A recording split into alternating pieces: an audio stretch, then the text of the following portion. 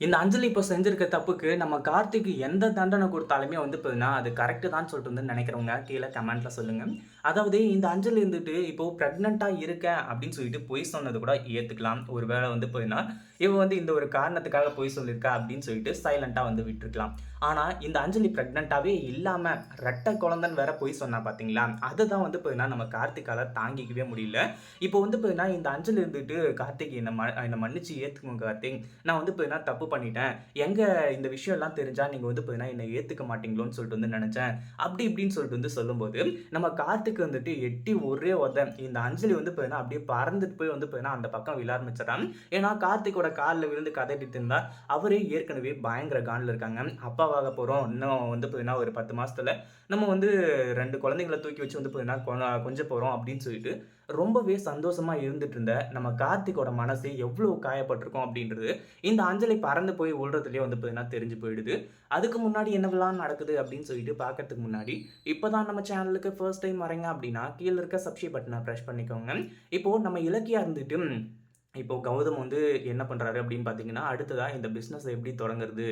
என்ன ஏது அப்படின்றத வந்து பார்த்தீங்கன்னா பார்த்துக்கிட்டு இருக்காங்க. அது மட்டும் இல்லாம இலக்கியாவும் கௌதம் வந்து பார்த்தீங்கன்னா ரொம்பவே சந்தோஷமா இருக்காங்க. அந்த அஞ்சலி வந்து பார்த்தீங்கன்னா இப்போ ரொம்பவே கஷ்டப்பட்டுட்டு இருக்கா.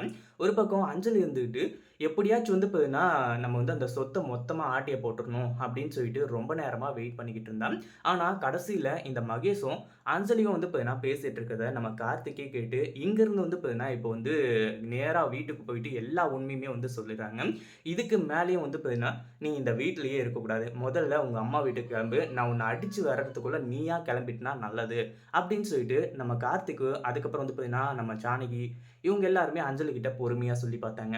ஆனா அஞ்சலி இருந்துட்டு இப்போ ஒவ்வொருத்தர் கால்லயா விழுறது மட்டும் இல்லாம, என்ன மன்னிச்சிருங்க, என்ன மன்னிச்சிருங்க அப்படின்னு சொல்லிட்டு வந்து சொல்ல ஆரம்பிச்சுறாங்க. கடைசியில நம்ம கார்த்திக்கு பயங்கர கோவம் வந்துருது. அதாவது அஞ்சலி கிட்ட தெளிவா சொல்லிடுறாங்க. நீ வந்து பார்த்தீங்கன்னா, ஆரம்பத்திலேயே முதல்லயே வந்து பார்த்தீங்கன்னா, இந்த விஷயம் உனக்கு தெரிஞ்சதா இல்லையா?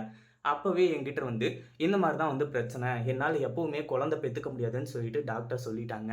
அதனால என்ன மன்னிச்சிருங்க. என்ன வந்து இப்ப நீங்க வந்து ஏத்துக்கோங்க. என்ன மன்னிச்சு ஏத்துக்கோங்க. நமக்கு குழந்தை இல்லன்னா என்ன? தத்து எடுத்துக்கலாம் அப்படின்னு சொல்லிட்டு ஏதாச்சும் சொல்லியிருந்தேன் அப்படின்னா, கண்டிப்பா நான் அப்பவே வந்து பார்த்தீங்கன்னா, இது எல்லாத்தையுமே மன்னிச்சு, அதாவது இந்த ஒரு விஷயத்த வந்து பார்த்தீங்கன்னா மறந்து, உன்ன ஒரு குழந்தையா நெனச்சு வந்து பார்த்தீங்கன்னா, நான் ஏத்துக்கிட்டு இருந்திருப்பேன். ஆனா நீ செஞ்சது என்ன?